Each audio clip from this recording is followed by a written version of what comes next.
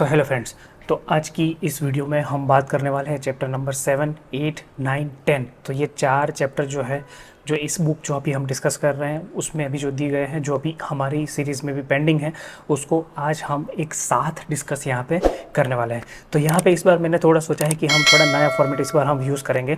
तो यहाँ पे अभी मेरे पास कोई भी तरह का किसी भी तरह का पीपीटी नहीं है। मैंने यहाँ पे सिर्फ एक हैंड रिटन नोट्स मेरा जो पर्सनल रेफरेंस के लिए है उसमें से ही मैं डायरेक्टली आपके साथ जितने भी क्रक्स है, जितने भी मेन पॉइंट्स है, वो आज मैं आपके साथ यहाँ पे रखने वाला हूँ। तो ये वीडियो जो है वो प्रोबेबली थोड़ा लंबा हो सकता है, because we are going to discuss multiple chapters in one video itself. और यहाँ पे और दो चीज़ भी मैं क्लैरिफाई करना चाहता हूँ कि आज से हम जितने भी वीडियोस बनाएंगे तो वहाँ पे पॉसिबिलिटी है कि वीडियो की जो एडिटिंग है वो बहुत ही मिनिमल होगी, क्योंकि हमें इतना टाइम नहीं मिल रहा है कि जहाँ पे हम बुक की वीडियो भी बनाएं और प्लस उसमें एडिटिंग भी करें। तो ये एक चीज़ अभी के लिए है। फिर नेक्स्ट है कि वीडियो की जो फ्रीक्वेंसी है वो भी थोड़ी कम हो सकती है। मतलब मिनिमम मैं आपको भी ऐसा कमिट कर रहा हूँ कि मिनिमम हम एक महीने में एक वीडियो तो डालेंगे ही डालेंगे।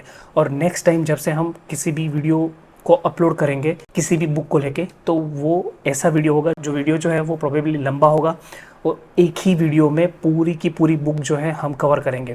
तो प्रोबेबली वो वीडियो 1 या 1.5 घंटे तक की एक्सटेंड हो सकता है। तो मुझे नहीं पता है कि आपको ये फॉर्मेट पसंद है कि जहाँ पे मैं सिर्फ एक चैप्टर में एक वीडियो डिस्कस करता हूँ वर्सेस कि एक ही वीडियो में पूरी की पूरी बुक डिस्कस करूँ। तो ये फीडबैक आप प्लीज़ हमें कमेंट सेक्शन में भी बताना कि आपको कौन सा फॉर्मेट अच्छा लगता है, और उसके बेस पे हम नेक्स्ट जो भी हम वीडियो बनाएंगे तो उसमें हम ट्राई करेंगे उसको इनकॉर्पोरेट करने का। तो यही चीज़ पहले मुझे डिस्कस करनी थी। तो आइए अभी हम स्टार्ट करते हैं चैप्टर नंबर 7, 8, 9, 10। तो यहाँ पे इस वीडियो में हम ये जो बुक अभी हम डिस्कस कर रहे हैं वो कंप्लीट हो जाएगी। तो आइए स्टार्ट करते हैं जितने भी आइडियाज़ है उसमें। तो यहाँ पे फ्लो एक ऐसा बना हुआ है कि यहाँ पे जनरली पहले ऑथर जो है उन्होंने ये डिस्कस किया था कि हमें क्या बाय करना है, कैसे बाय करना है, कौन कौन से पैरामीटर्स हमें देखने हैं, राइट। तो वहाँ तक हम ऑलरेडी डिस्कस कर चुके हैं। बट अभी लेट्स से अगर हमें नेक्स्ट अभी हमें देखना है कि अभी हमें कंपनी में क्या क्या चीज़ें देखनी है, प्लस हमें कब सेल करना है, और दूसरे जो लेसन्स उन्होंने सीखे हैं over the period of times वो यहाँ पे डिस्कस करेंगे। तो सबसे पहले अगर हम स्टार्ट करते हैं तो यहाँ पे उन्होंने बात स्टार्ट किया है, एंथनी बोल्टन करके एक इन्वेस्टर थे। फॉर एग्जांपल अगर हम गूगल में उसका नाम सर्च करते हैं एंथनी बोल्टन, तो वो एक इन्वेस्टर रह चुके हैं यूके में। तो ये जो फंड मैनेजर थे उन्होंने 25 to 30 ईयर्स तक एक फ़ंड चलाया था, जिसका जो CAGR रहा है इस लंबे पीरियड में वो था 19.5% CAGR उन्होंने जनरेट किया था। फिर उन्होंने रिटायरमेंट लिया और उसके बाद वापस से उन्होंने सोचा कि चलो कुछ और फंड स्टार्ट करते हैं, नया फंड स्टार्ट करते हैं। तो जब उन्होंने नया फंड स्टार्ट किया तो उनको अच्छा खासा फंडिंग भी मिला बहुत सारे इन्वेस्टर्स की तरफ से। बट वहाँ पे ये हुआ कि जैसे ही फंड स्टार्ट हुआ और उसके 3 साल में ही उनको उस फंड से एग्ज़िट लेना पड़ा, क्योंकि वो फंड जो था वो परफॉर्म नहीं कर रहा था और 3 साल में उसने नेगेटिव 14.5% रिटर्न जनरेट किया। तो ये क्या हो गया कि जो लेजेंडरी इन्वेस्टर जिसने 19.5% जितना CAGR somewhere around 25 to 30 years तक जनरेट किया था, वो सडनली अंडर परफॉर्म करने लगे। तो ऐसा क्या हो गया था, तो यही चीज़ यहाँ पे भी डिस्कस की है पुलक प्रसाद जी ने, और वहाँ पे मल्टीपल फैक्टर्स भी उन्होंने डिस्कस किए हैं। तो यहाँ पे उन्होंने पुलक प्रसाद जो है उन्होंने एक आइडिया दिया है कि जब भी हम किसी कंपनी में इन्वेस्ट करते हैं तो वहाँ पे वो कंपनी जो है वो honest signals versus dishonest signals जो है वो देती रहती है। मतलब ज़रूरी नहीं है कि सारी कंपनीज डिसऑनेस्ट या तो ऑनेस्ट सिग्नल देगी। वो एक इन्वेस्टर जो है, जो इन्वेस्टर उस कंपनी में इन्वेस्ट करना चाहता है, वो उसको उसके बेस पे वो फिक्स होगा कि weather he is looking at it right way और नॉट। तो यहाँ पे जब भी किसी भी कंपनी में आप इन्वेस्ट करते हो तो आपको डेटा देखना चाहिए। फॉर एग्जांपल अगर हम यहाँ पे जाते हैं स्क्रीनर पे और लेट से अगर हम सर्च करते हैं किसी भी कंपनी में किसी भी कंपनी के बारे में, फॉर एग्जांपल एंजल फाइन के, अगेन यहाँ पे किसी भी तरह रिकमेंडेशन नहीं है, हम यहाँ पे सिर्फ और सिर्फ एजुकेशन पर्पज़ के लिए हम यहाँ पे सीख रहे हैं। तो अगर आप यहाँ पे डॉक्यूमेंट सेक्शन में जाते हो तो आपको दिखेगा कि यहाँ पे बहुत सारे जो है वो कंपनी जो है वो अपना डिस्क्लोजर्स वगैरह देती रहती है। तो फॉर एग्जांपल ये है कि क्लोजर ऑफ ट्रेडिंग विंडो, तो यहाँ पे उन्होंने बताया कि इस टाइम से लेके इस टाइम तक जो ट्रेडिंग रहेगा उनके जो इनसाइडर्स हैं उनके लिए वो बैन रहेगा। तो ये ऐसी इस तरह के बहुत सारे प्रेस रिलीजेस जो है वो आते रहते हैं। तो पूरब प्रसाद जी जो है वो ये कहते हैं कि आपको प्रेस रिलीज जितने भी कंपनीज दे रही है, क्या वो सारी की सारी आपके लिए रेलेवेंट है या नहीं, क्योंकि जनरली बहुत सारे ऑलमोस्ट मैक्सिमम इन्वेस्टर्स जो हैं वो ये चीज़ हमेशा देखते हैं कि कंपनी क्या कंटिन्यूसली अपना जो डिस्क्लोजर्स है वो दे रही है कि नहीं स्टॉक एक्सचेंजेस को एंड अपने शेयर होल्डर्स को। तो यहाँ पे उन्होंने एक चीज़ ये बताया कि जब भी कंपनी प्रेस रिलीज़ करती है, राइट, तो वो ऑनेस्ट सिग्नल है या डिसऑनेस्ट सिग्नल है वो हमें नहीं पता है। तो और बिफोर दैट हम ये भी डिस्कस कर सकते हैं कि ऑनेस्ट वर्सेस डिसऑनेस्ट क्या है। ऑनेस्ट सिग्नल मतलब कि कंपनी अगर कुछ डिस्क्लोज कर रही है तो वहाँ पे उनका एक जो पर्पज़ है वो ऑनेस्ट है, मतलब वहाँ पे उनको किसी भी तरह का ऐसा नहीं है कि हमें स्टॉक प्राइस की जो मूवमेंट है उसमें प्लस माइनस करना है, राइट, ऐसा कुछ भी नहीं है।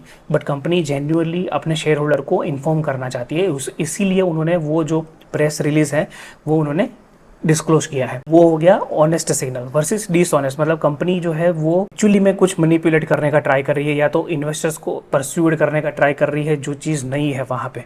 तो ये अगर चीज़ होती है तो वो गलत बात है। तो ये हो गया डिसऑनेस्ट सिग्नल।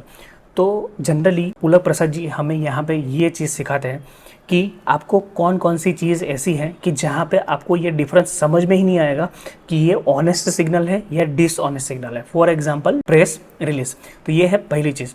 फिर दूसरा जो उन्होंने बताया है वो है कि इन्वेस्टर कॉन्फ्रेंस वगैरह होते हैं, राइट।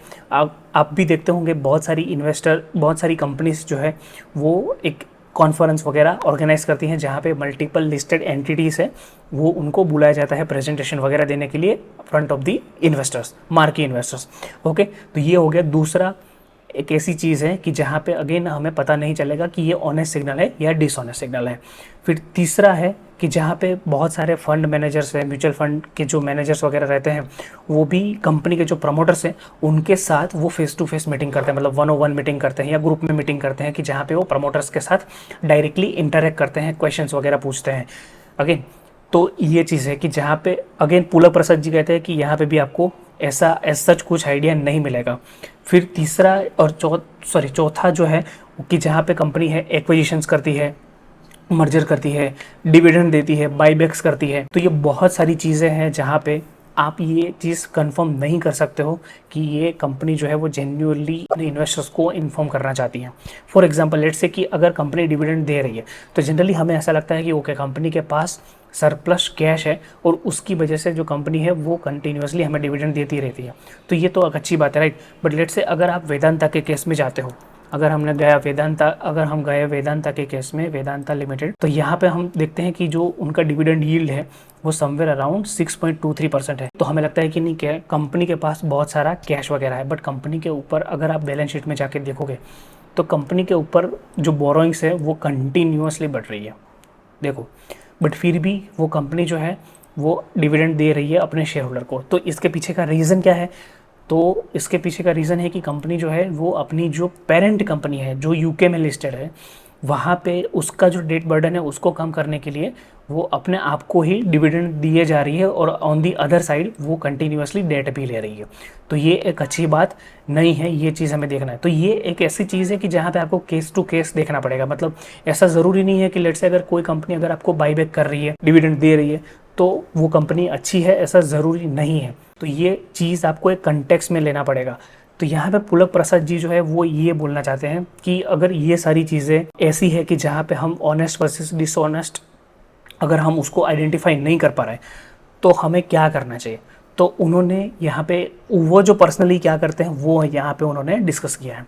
तो सबसे पहले वो क्या करते हैं, तो यहाँ पे उन्होंने ऐसा लिखा है, बुक के अंदर भी यही चीज़ मेंशन है कि वो लेट्स से अगर किसी कंपनी में अगर वो इन्वेस्ट करना चाहते हैं, लेट्स से किसी भी कंपनी में अगर वो इन्वेस्ट करना चाहते हैं तो वो सबसे पहले जाएंगे उस कंपनी के जो एक्स एम्प्लॉइज़ हैं, मतलब जो अभी उस कंपनी में काम नहीं करते हैं बट पहले करते थे, उनके साथ वो बात करेंगे कि कंपनी का कल्चर कैसा था, कंपनी कैसी है, वो सारी चीज़ें वो जो उनके एक्स एम्प्लॉइज़ हैं उनसे वो डिस्कस करेंगे, जानेंगे, समझेंगे और कंपनी का जो कल्चर है वो सब वहाँ से समझेंगे।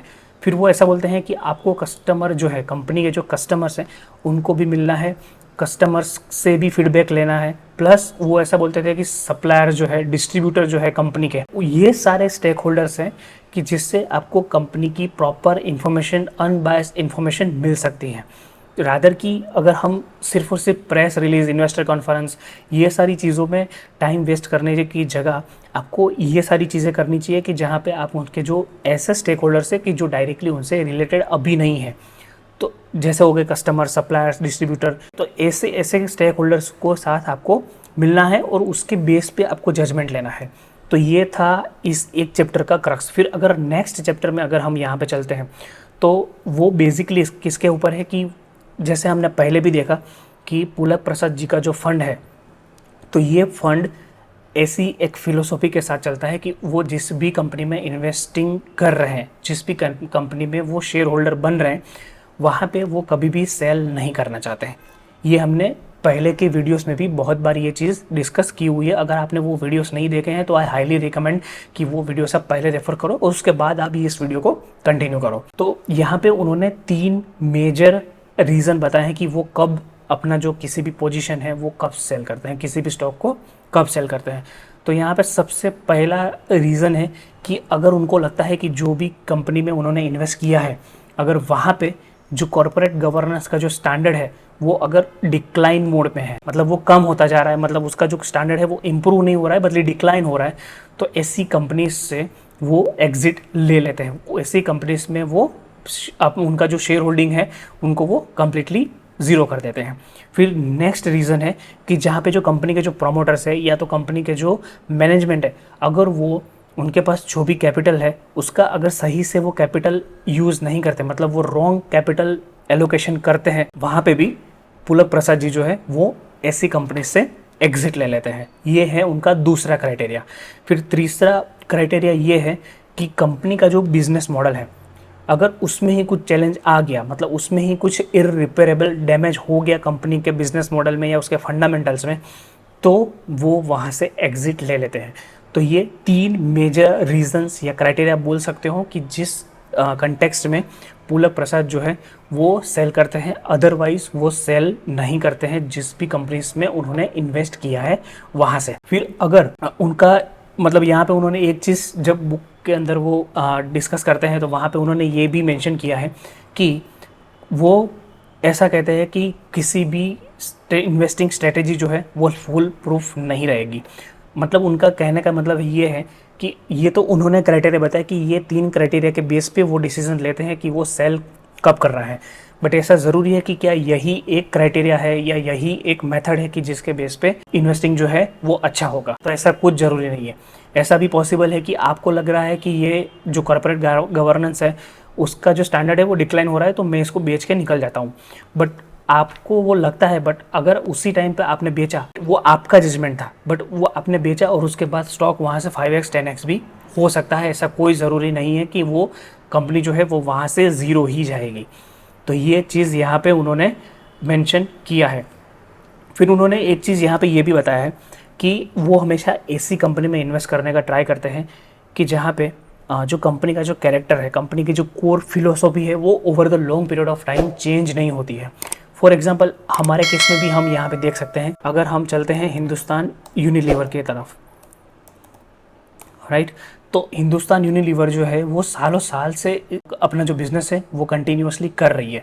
इतना टाइम हो गया, मतलब आज भी स्टॉक परफॉर्म नहीं कर रहा है। मतलब उसका मतलब ये नहीं है कि कंपनी जो है वो कुछ भी ऐसा डिसीजन ले ले कि जहाँ पे वो मतलब अपना जो कैपिटल एलोकेशन का है या तो फिर उसका कोई अदर कॉर्पोरेट स्ट्रेटेजी है कि जहाँ पे वो सिर्फ और सिर्फ अपने स्टॉक प्राइस को अप मूव दिखाने के लिए वो कुछ डिसीजन ले ले।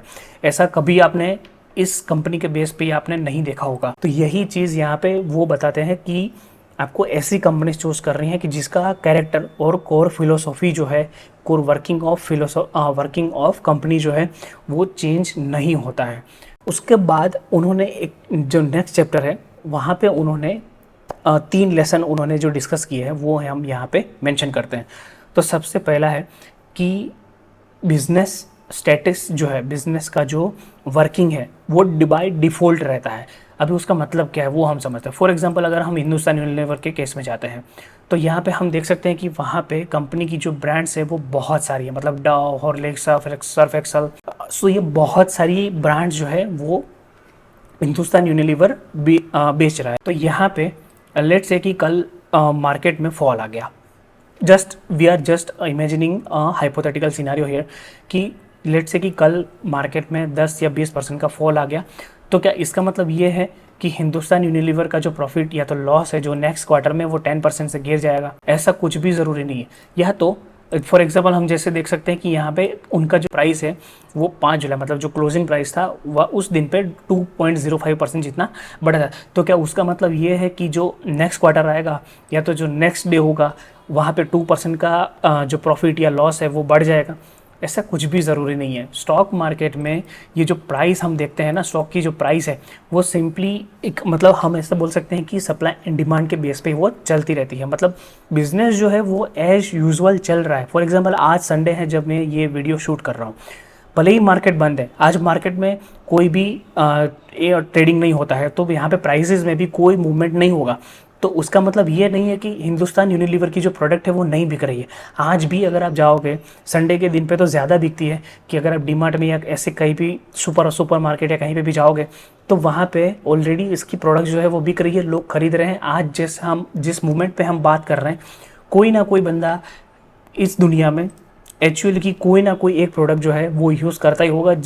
जिस मोमेंट पे मैं बोल रहा हूँ, जिस मोमेंट पे आप ये वीडियो देखोगे, मतलब कहने का मतलब यहाँ पे ये है कि बिज़नेस का जो स्टेटस है, बिज़नेस का जो वर्किंग है वो चालू ही रहता है। मतलब ऐसा ज़रूरी नहीं है कि अगर स्टॉक प्राइस में अगर कुछ भी हो गया तो मतलब कि बिज़नेस में भी उसका इम्पैक्ट होगा, ऐसा ज़रूरी नहीं है ज़रा भी। तो ये उनका पहला लेसन था। फिर सेकंड लेसन उन्होंने यहाँ पे ये डिस्कस किया है कि स्टॉक मार्केट में जो फ्लक्चुएशंस आते रहते हैं उनकी जो स्टॉक की प्राइजेस में, जैसे अभी हमने डिस्कस किया कि जो भी फ्लक्चुएशन हो, पॉजिटिव हो नेगेटिव हो, बट फ्लक्चुएशन जो आता है उसका मतलब ये नहीं है कि बिज़नेस में भी फ्लक्चुएशन आएगा, ऐसा ज़रूरी ज़रा भी नहीं है। तो ये था उनका दूसरा लेसन। और उनका तीसरा लेसन जो उन्होंने इस चैप्टर में डिस्कस किया था वो ये था कि जब भी ये स्टॉक प्राइस, ये जो स्टॉक प्राइसेस है उसका जो भी फ्लक्चुएशंस आता है तो उसको आपको अपने खुद के एडवांटेज के लिए यूज़ करना है। अभी उसका मतलब क्या होता है? लेट्स से कि आप हिंदुस्तान यूनिलीवर ये जो स्टॉक है उसके ऊपर आप बुलिश हो। अगेन यहाँ पे किसी भी तरह का रिकमेंडेशन नहीं है, ना ही हमारे पास ये स्टॉक है और हम कोई भी रिकमेंडेशन नहीं कर रहे। यहाँ पे हम सिर्फ और सिर्फ हम यहाँ पे समझने का ट्राई कर रहे हैं, जो फिलोसॉफी हमें पुलक प्रसाद जी उनकी बुक में एक्सप्लेन कर रहे हैं। तो यहाँ पे वो ऐसा बोल रहे हैं कि जितनी भी फ्लक्चुएशंस होती है स्टॉक की प्राइजेज में उसको आपको अपने एडवांटेज के लिए यूज़ करना है। अभी कैसे यूज़ करना है? फॉर एग्जांपल जब कोविड आया था तो कोविड के टाइम पे ये स्टॉक जो है वो जितना भी गिरा था, तो अगर उस टाइम पे अगर लेट्स से अगर आपने 2000 के लेवल के आसपास परचेस किया होता तो आज भी आप प्रॉफिट में होते हैं। तो ये उनका मतलब मेजर क्रक्स है, वो इस पॉइंट का ये है। तो ये चीज़ हमें यहाँ पे देखना है कि जब भी लेट्स से कि आपने किसी भी कंपनी को प्रॉपर तरीके से रिसर्च किया हुआ है बट आपको लगता है कि वैल्यूएशन सही नहीं है तो आप वेट करो, और जब आपको वो वैल्यूएशन फेवरेबल लगे तो उस टाइम पे आपको एक्ट करना है और बाय करना है या सेल करना है। बट यहाँ पे उनका मेन जो पर्पस है वो ये बोल रहे हैं कि हम ये जो स्टॉक प्राइसेस में जो फ्लक्चुएशन आता है उसको हम बाय करने के लिए यूज़ करते हैं, सेल करने के लिए नहीं, क्योंकि उनका जो कोर फिलोसॉफी वही है कि उनको कभी भी अपनी जो इन्वेस्टिंग कंपनीज हैं वहाँ पे वो सेल नहीं करना चाहते। तो ये 3 मेजर लेसन्स जो थे वो उन्होंने इस चैप्टर में डिस्कस किए थे। फाइनल चैप्टर नंबर 10 में उन्होंने कुछ रीजंस दिए हैं कि वो किसी भी स्टॉक में एग्जिट क्यों नहीं करते, किसी भी स्टॉक को वो सेल क्यों नहीं करते हैं। सो यहाँ पे सबसे पहला रीज़न उन्होंने ऐसा दिया है कि richest are the ones who never sold. उसका मतलब क्या है? फॉर एग्जाम्पल हम पेज इंडस्ट्रीज में जाते हैं, अगेन नो रिकमेंडेशन हियर, कि जहाँ पे पुलक प्रसाद जी जो है वो खुद ओनर है सी। तो यहाँ पे अभी भी मेजोरिटी होल्डिंग जो है वो कंपनी के नालंदा ने अपनी जो होल्डिंग्स है वो आज भी प्रिजर्व करी है, राइट, पेज इंडस्ट्रीज़ में। तो यहाँ पे जब हम देखते हैं तो वो ऐसा बोलते हैं कि richest are the ones who never sold. यही चीज़ मोनिश मोबराय ने भी अपनी एक टॉक में कहा था कि जहाँ पे वॉलमार्ट आज भी जो कंपनी के जो मैनेजमेंट है वो बाहर से आता है, मतलब कंपनी का जो मैनेजमेंट है, सीईओ है, वो कोई वॉलमार्ट फैमिली से नहीं है, बट उनकी जो मेजोरिटी होल्डिंग्स है वो आज भी वॉलमार्ट के मतलब जो सैम वॉल्टन थे उनके बच्चों के पास है। तो और आज वो बहुत ही रिच बन चुके हैं, सिंपली क्योंकि उन्होंने कभी भी अपना जो शेयर है वो बेचा नहीं है। तो यही फिलोसॉफी के साथ वो पुलक प्रसाद जो है वो भी यही डिस्कस करते हैं कि रीच वही होते हैं कि जो अपनी जो शेयर है, अपनी जो शेयर होल्डिंग है उसको कम नहीं करते, अपने शेयर्स को बेचते नहीं हैं। फिर सेकंड रीज़न उन्होंने ये बताया है कि उन्होंने जो रिसर्च वगैरह किया है, जो उनकी जो पर्सनल फ़िलोसॉफी है वो यही है कि आप एक अगर अच्छे से अच्छा बिज़नेस अगर आपने पकड़ लिया है अच्छी वैल्यूएशन पे, तो वो आपके फेवर में ही काम करेगा, कंपाउंडिंग अपना काम कर लेगा। ये उनका कहना है, ये उनका लर्निंग है कि and this is the reason why he does not sell. Then third is कि जहाँ पे वो ऐसा बोलते हैं कि बहुत बार हमने वॉरेन बफेट की एडवाइस भी हमने सुनी है, be greedy when others are fearful and be fearful when others are greedy. तो ये एडवाइस जो है वो सुनने में बहुत ही सिंपल लगती है, बट इसको फॉलो करने में, इसको कॉपी करने में मतलब बहुत टाइम निकल जाता है। बहुत ही अच्छे अच्छे इन्वेस्टर्स हैं, मार्की इन्वेस्टर्स हैं कि जिनको शेयर मार्केट का, फाइनेंस का इतना नॉलेज होता है, बट फिर भी वो ये सिंपल एडवाइस को वो फॉलो नहीं कर पाते हैं। तो उनका ये एक अगेन रीज़न है कि वो जनरली यहाँ पे वो सेल नहीं करते हैं, मार्केट कंडीशन चाहे कैसी भी हो। उसके बाद उनका ये भी है, उनका एक रीज़न ये भी है कि जब आप एक पोर्टफोलियो कंस्ट्रक्ट करते हो तो वहाँ पे पॉसिबिलिटी है कि वहाँ पे कुछ स्टॉक्स ऐसे निकल जाएंगे कि जहाँ पे आपका कम्प्लीटली कैपिटल लॉस भी हो जाएगा या हो सकता है। फॉर एग्जांपल यहाँ पे बुक के अंदर पुलक प्रसाद जी ने कंपनी का नाम नहीं लिया है, बट वहाँ पे उन्होंने बोला है कि एक कंपनी में जहाँ पे उन्होंने इन्वेस्ट किया था वहाँ पे उनका कंप्लीट कैपिटल लॉस हो गया है। तो ऐसा भी पॉसिबल है, बट उसके सामने फॉर एग्जांपल उन्होंने पेज इंडस्ट्री में 80x जितना मनी बनाया है। तो ऐसा होगा कि आपके कोई एक या दो कंपनीज जहाँ पे आपने रिस्क लिया है तो वहाँ पे पॉसिबिलिटी है कि वो कुछ ब्लैक स्वान इवेंट आ गया उस कंपनी के अंदर या उस कंपनी के बिजनेस मॉडल में या उस कंपनी के फंडामेंटल्स में, तो वहाँ पे उसका जो कैपिटल, आपका जो कैपिटल उसमें लगा है वो प्रोबेबली ज़ीरो भी हो जाएगा, आपको निकलने का चांस नहीं मिलेगा। तो ये एक रीज़न हो सकता है, बट उसके सामने अगर आपके बाकी के जो स्टॉक्स है आपके पोर्टफोलियो में अगर उन्होंने अच्छा खासा अगर कंपाउंडिंग कर दिया over the long period of time, तो वो जहाँ पे आपने मिस्टेक की है, जहाँ पे आपका कैपिटल लॉस हुआ है, उसकी जो इम्पैक्ट है वो बहुत ही मिनिमम हो जाएगी। ये आर्गुमेंट जो है वो पुलक प्रसाद जी हमें यहाँ पे दे रहे हैं। फिर नेक्स्ट है कि अगर आपको कंपाउंडिंग का बेनिफिट लेना है स्टॉक मार्केट में, अपने वेल्थ को कंपाउंड कराना है over the long period of time, तो आपको इन्वेस्टेड रहना होगा। मतलब ऐसा नहीं है कि अगर लेट्स से कि किसी कंपनी में अगर वैल्यूएशन बहुत हाई चला गया है जब आपने परचेस किया था उसके कंपैरिजन में, तो हम बेच देते हैं, ऐसा ज़रूरी है। फॉर एग्जांपल पेज इंडस्ट्री में आज अगर हम देखें तो कंपनी का जो पीई है वो समवेयर अराउंड 77.2 है, जबकि पुलक प्रसाद जी ने जब इस कंपनी में इन्वेस्ट किया था समवेयर अराउंड 2008 में, तब उसका जो कंपनी का जो पीई था वो 14 के आसपास था। जब 14 के आसपास जो इनका पीई था तब उन्होंने इस कंपनी में इन्वेस्ट किया था। तो और अगर हम देखें तो कंपनी का पी एक टाइम पे 175 राइट, वहाँ तक भी वो चला गया था, पर फिर भी उन्होंने इसमें से एग्जिट नहीं लिया है। हाँ, यहाँ पे जैसे हम देख सकते हैं कि थोड़ी उनकी शेयर होल्डिंग जो है वो कम हुई है, बट वो पॉसिबिलिटी है कि कंपनी में या तो उनके जो उनका वो जो फंड है उसका वहाँ पे रिडेम्पशंस आए हों उसकी वजह से। तो यहाँ पे बहुत सारे रीजंस हो सकते हैं कि जहाँ पे जिसकी वजह से उन्होंने अपनी जो होल्डिंग है वो कम किया है, बट उनका मेन आर्ग्यूमेंट यही है कि अगर आपको कंपाउंडिंग का बेनिफिट लेना है तो आपको यहाँ पे इन्वेस्टेड रहना होगा। फिर नेक्स्ट है कि जहाँ पे वो ऐसा बोलते हैं कि आई लव आवर एंटरप्रेन्योर्स, मतलब जिस भी कंपनी में उन्होंने इन्वेस्ट किया है उस कंपनी के प्रमोटर्स जो है उनको वो एक रिस्पेक्ट देते हैं। मतलब एक कंपनी है जहाँ पे अगेन उन्होंने इन्वेस्ट कर रखा है NRB बेरिंग्स करके, तो अगर आप जाके देखोगे yes see so 10% is continuous like they are holding. तो यहाँ पे भी अगेन वो कंपनी के जो प्रमोटर्स हैं उनके बारे में भी उन्होंने बहुत सारा बुक के अंदर भी डिस्कस किया है कि वो प्रमोटर्स कैसे हैं, वो कैसे सोचते हैं, और उसके बेस पे उन्होंने इस कंपनी में भी अभी इन्वेस्ट कर रखा है। तो ये एक चीज़ यहाँ पे वो रीज़न देते हैं कि उसकी वजह से वो सेल नहीं करते हैं। फिर नेक्स्ट एंड फाइनल रीज़न ये है कि अगर वो सेल नहीं करते हैं ना तो वो एक बेटर बायर भी बन जाते हैं, ऐसा उनका आर्गुमेंट है। तो ये 6-7 रीज़न जो हैं वो उन्होंने दिए हैं कि जिसकी वजह से वो कंपनी से एग्ज़िट नहीं करते हैं, सेल नहीं करते हैं। फिर फाइनली ये चैप्टर 10 जो है वो यहाँ पे कंक्लूड होता है, और फाइनली एक चैप्टर है जहाँ पे कंक्लूजन लिखा हुआ है। तो अगेन वहाँ पे सेम जो पॉइंट्स हमने ऑलरेडी डिस्कस कर चुके हैं वही सारे पॉइंट्स वहाँ पे भी डिस्कस किए हुए हैं।